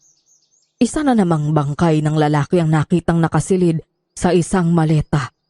Nanlaki ang mata ko nang mapansin ang pinaglagyan sa bangkay. Hindi ako maaaring magkamali. Yon ang maletang nakita kong dala ni Eva. Love, mamaya na yung phone. Kumakain tayo Sorry love, pero may nakita kasi ako sa balita. Yung bagong biktima ng murder. Nako, wag mo munang ipakita sa akin yan at baka isuka ko yung kinakain ko. Hindi yun love. Kagabi, di ba pumunta ako sa convenience store? Magkasabay kami ni Ate Badet. Tapos pagbalik namin, nakita namin si Eva na lumabas ng isang elevator. Tapos may dala na naman siyang luggage. Naalala ko yung design ng dala niya kagabi. Parehong-pareho nitong pinaglagyan ng bangkay na nakita kaninang umaga. Sigurado ka ba dyan? Oo, sigurado. Itanong mo pa kay Ate Badet. Nakita rin niya. Pinag-usapan pa nga namin yung mga maleta na lagi niyang dala. Tapos doon sa elevator kung saan siya lumabas, parang may mga patak na kulay pula. Hindi ko naman pinansin pero hanggang doon sa 16th floor yun. Love, hindi kaya dugo yung pula na yun? Love, kailangan na talaga kitang ialis doon. Hindi na magandang nangyayari sa'yo doon. Baka kung mapano ka na. Lilipat na naman ako sa apartment mo eh. Pero gusto kong sabihin sa mga pulis yung nakita ko. Paano kung ikaw ang balikan? Hindi naman nila malalaman eh. Ipatatago ko yung identity ko. Tapos itatanong ko kay Ate Badet kung gusto niya akong samahan. Love, huwag ka na lang kaya makialam. Baka ikaw pang mapahamak eh. Alam mo naman noon pa, mainit ang dugo sa'yo ng Eva na yon. Kung itatago ko lang ang alam ko, paano kung totoo na si Eva nga ang gumagawa ng mga krimen na yon? Kung ahayaan lang natin siya, baka marami pang mabiktima niya.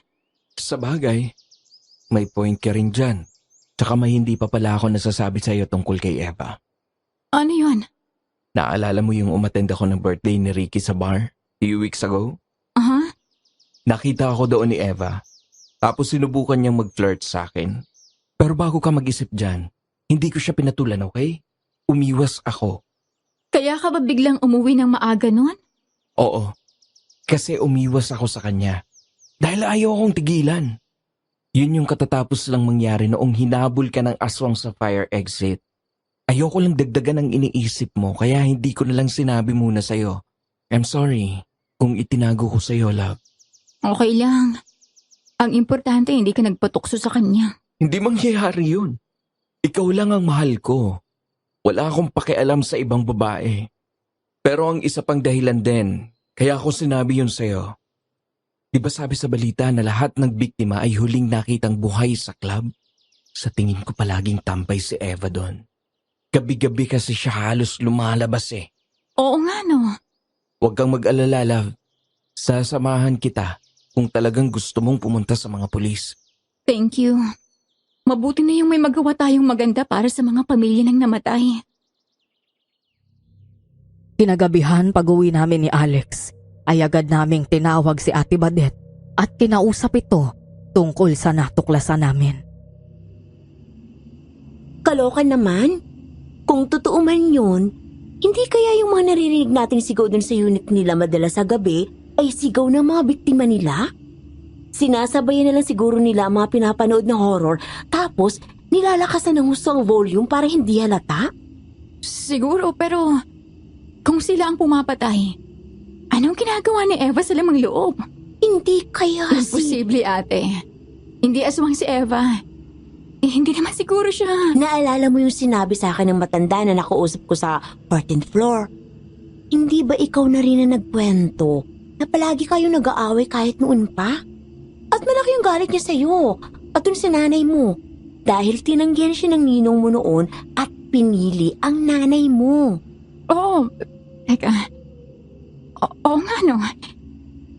Naalala ko pa na hindi namin alam kung paano nakapasok yung malaking asong itim na yun sa bahay. Wala namang sign ng forced entry. Baka siya nga. Alam kayo ni Joseph lahat ng ginagawa ni Eva? Baka hindi. Mukha lang manyakis yung asawa niya pero mukhang wala namang alam eh. Love, mas mabuti pa nga na umiwas ka na kay Eva. Huwag na huwag kang lalapit sa mag-asawa na yon. Pumunta na tayo sa mga pulis. Halika, sasamahan ko kayo. Wala ka nang naiwan na ibang gamit sa kotse? Wala na. Pinindot ni Alex ang buton ng automatic car key para ilock ang kotse. Pagkatapos naglakad kami papasok mula sa basement parking hanggang bigla kaming napalingon nang marinig ang malakas na sigaw ng lalaki. Mula sa isang kotse, lumabas ang lalaki. Duguan ito at nakahawak sa tiyan habang tumatakbo ng mabilis palabas ng basement. Nanlaki ang mata naming dalawa nang makita ang malaking asong itim. Gano'n na lang ang takot naming dalawa nang lumingon sa amin ang aswang. Pagkatapos ay bigla na lang itong tumakbong palapit sa amin. Tumakbo kami ng mabilis ni Alex papasok ng gusali. Nang marating ang loob, ay agad naming sinarado ang glass door. Nanlilisik ang mga mata na parang Galit na galit ito nang tumingin sa amin ang aswang. Binangga nito ang glass door na parang toro na walang pigil. Talagang gusto niyang makapasok para mapatay kami. Habang nangyayari yun ay natataranta naman kami at walang tigil kakapindot ng buton ng elevator. Mag-fire exit na lang tayo! Hindi pwede doon! Makakapasok din siya! Ay! Napasigaw ako sa gulat nang biglang mabasag ang glass door. Eksakto naman na bumukas ang pinto ng elevator kaya mabilis kaming pumasok doon. Pero bago pa sumara yun, biglang may dugo ang kamay ang humawak sa pinto. Natigilan kami nang makita si Eva at punit-punit ang damit nito at duguan ng bibig. Binalaan na kita na wag mo akong pakikialaman. Pinalagpas na kita noon alang-alang kay Ben. Kahit gustong-gusto kayong patayin ng nanay mo. Binaril ako ni Ben, ang lalaking pinakamamahal ko. Dahil sa inyong mag-ina. Mang-aagaw ang nanay mo. Inagaw niya sa akin ang kaisa-isang lalaking minahal ko. Hanggang dito ba naman? Ikaw pa rin ang magiging saggabal sa buhay ko?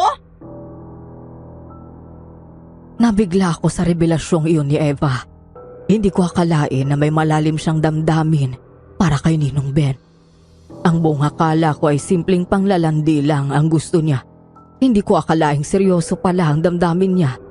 Pero ang nanay ko ang mahal ni Ninong Ben.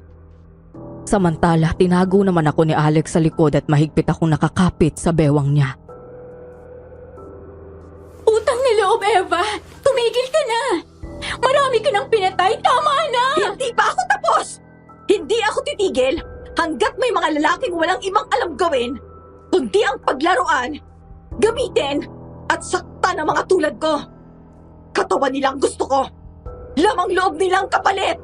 Walang kasalanan si Luna sa'yo! Nakikiusap ako sa'yo!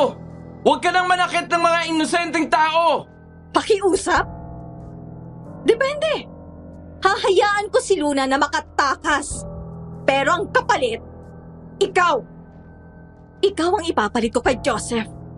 Nakuha ko ng gusto ko sa kanya. Nasa pangalan ko ng kayamanan niya. Hindi ko na siya kailangan. Huwag si Alex, please! Walang pupuntahan na maganda to. Alam na ng mga pulis ang tungkol sa krimen nyo. Mas lalo mo lang pinapahamak ang sarili mo. Lumabas kayo dyan! Eva, utang na loob! Palayaan mo na kami! Lumabas saan kayo dyan!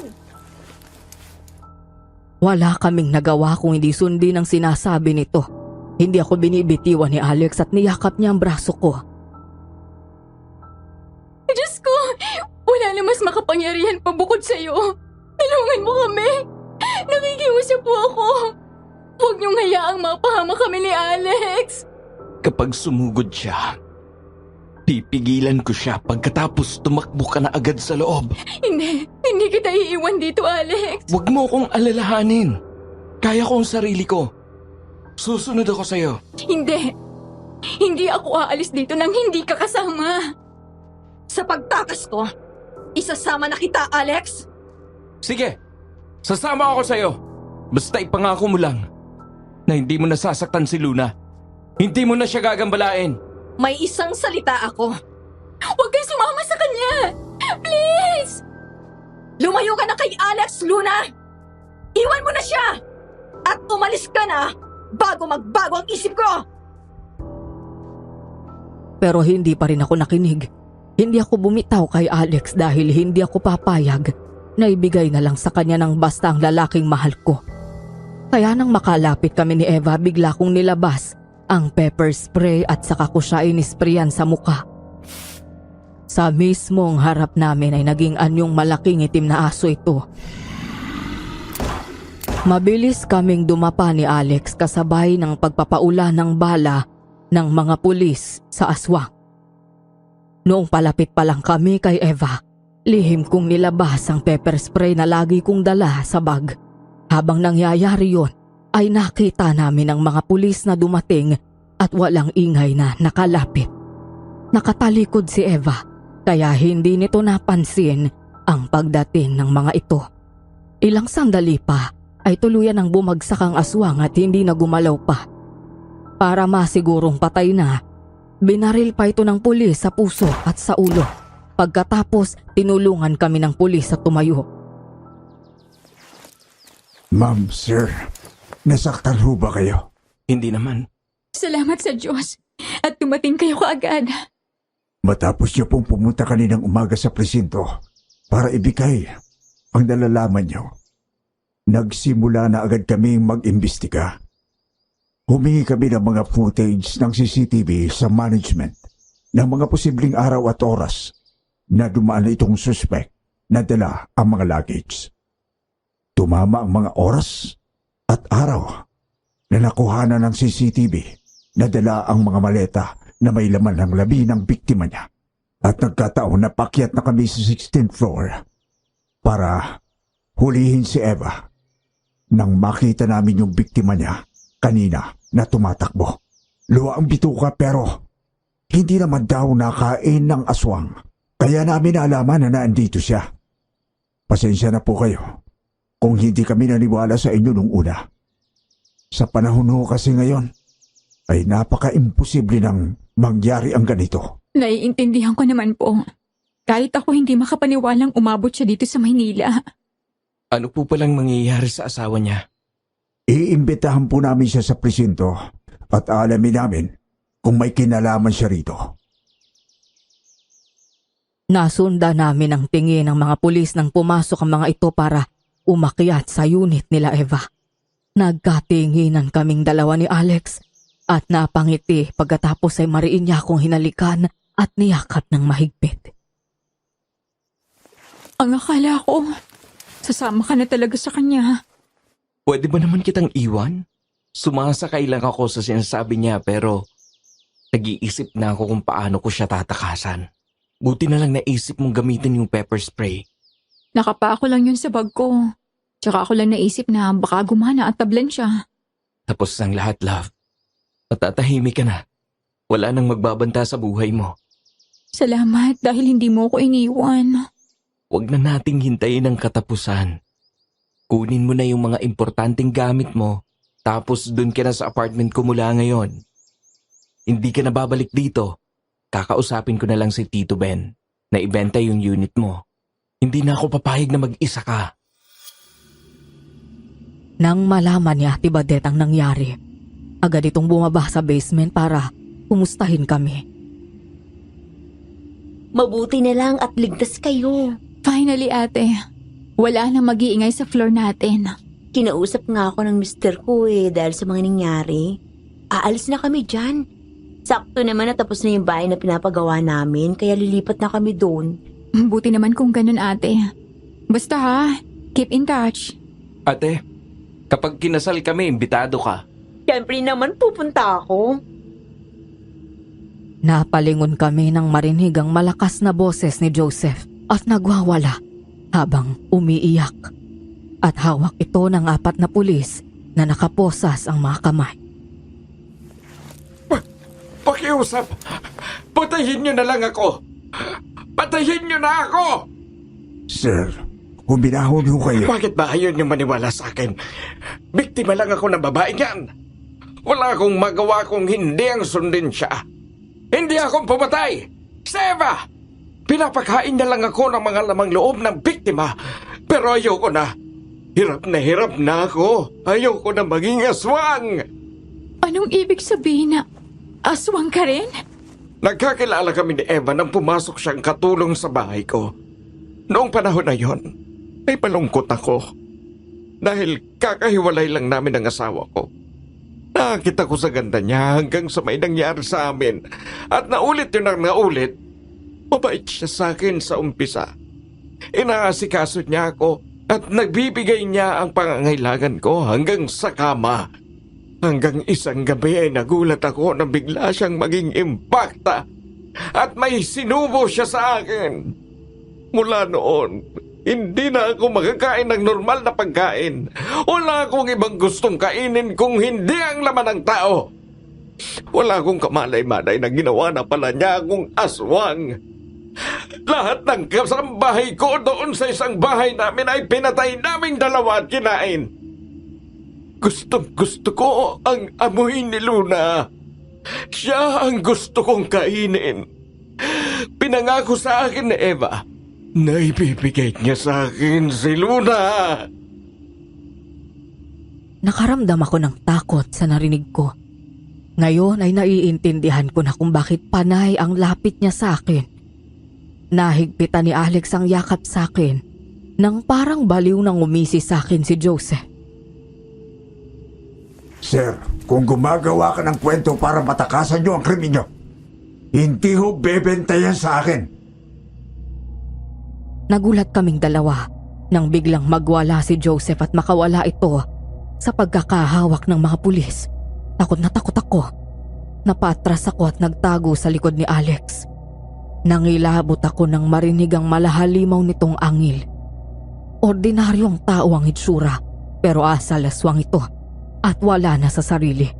Nanlilisik ang mga mata at parang asong nauulol na walang tigil na tumutulo ang laway. Mabilis naman itong nahawakan ng mga pulis kaya hindi nakalapit sa akin si Joseph. Ganon na lang ang gulat namin nang bigla nitong sakmalin ang liig ng isang pulis. Ay, Diyos ko! Oh my God! Matapos nitong sakmalin sa liig ang pulis, nagawa nitong punitin ang balat kasama ang laman. Pagkatapos ay nginuya nito iyon. Sumirit ang dugo mula sa liig ng pulis at tumama yun sa mukha ni Joseph.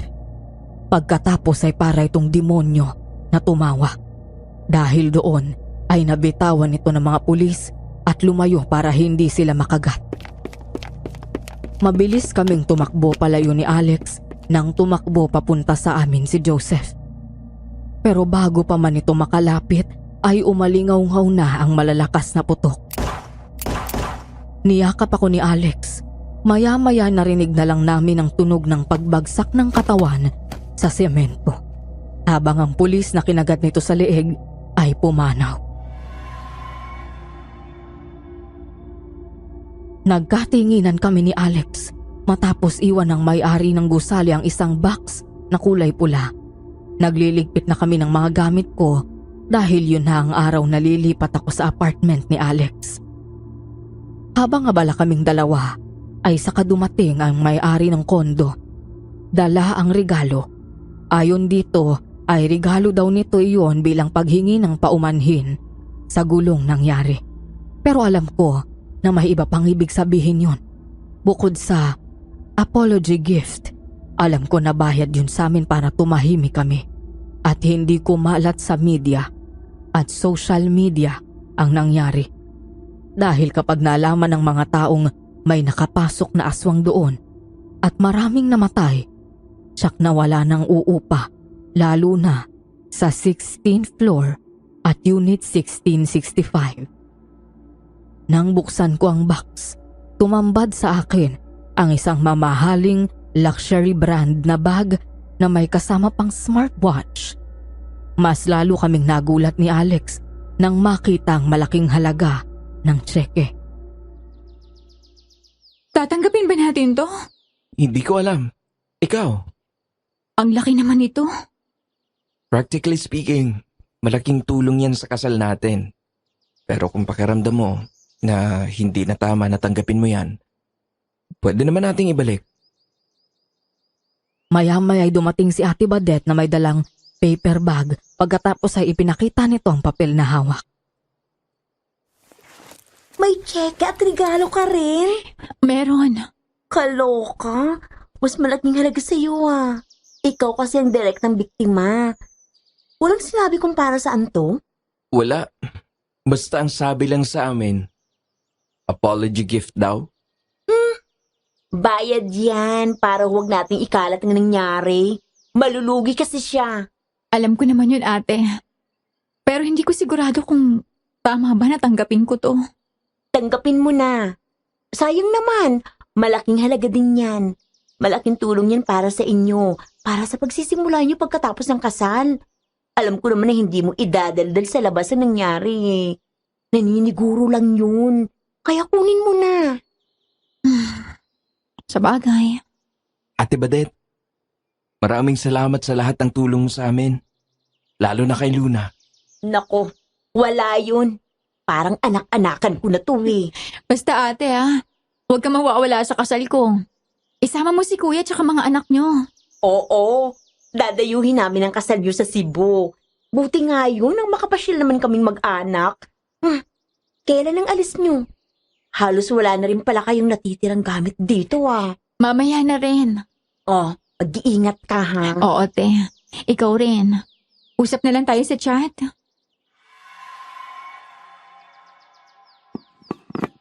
Mga anak, pumasok na kayo dito nang makakain na.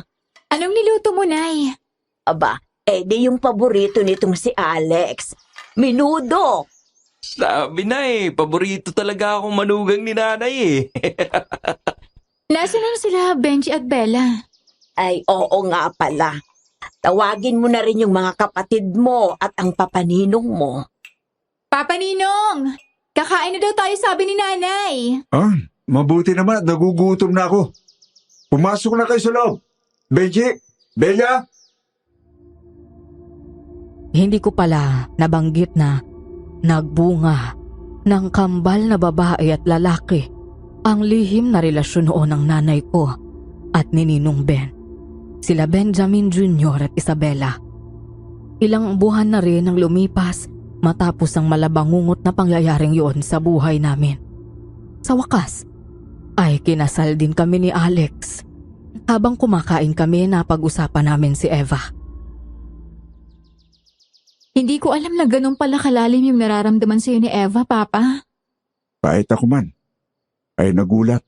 Hindi naman kasi halata noon Mukha lang siyang lagi naglalaro. Kumusta na pala ang kaso? Sarado na po ang kaso, Nay. Nagkaroon po ng media blackout, sabi ng mga pulis, kaya hindi na ibalita sa TV. Para raw hindi mag-cause ng panic o takot sa mga tao, lalo na po dun sa area ng kondo. Noon nga pong nag-inspeksyon ng mga pulis sa unit nila Eva. Maraming nakita na malalaking maleta na pinaglalagyan nila ng bangkay ng biktima nila. Tapos na-recover din yung mga gamit ng biktima. May mga naka-freezer pa nga po na lamang loob ng biktima nila Napag-alaman din ng mga pulis na itong mga biktima ay nahahanap ng mag-asawa sa mga clubs. Sinalaysay daw ng huling biktima na nakatakas ang buong pangyayari. Mabuti na lang, nakaligtas siya. Mahilig daw sa mga magaganda at pogi ang mag-asawang aswang na yun Karaniwan nga mga bata pang target. Dinadala sa kondo nila, tapos dun pinagtutulungang patayin at kainin na ang biktima nila. Tapos si Eva, ang madalas tagatapon ng bangkay.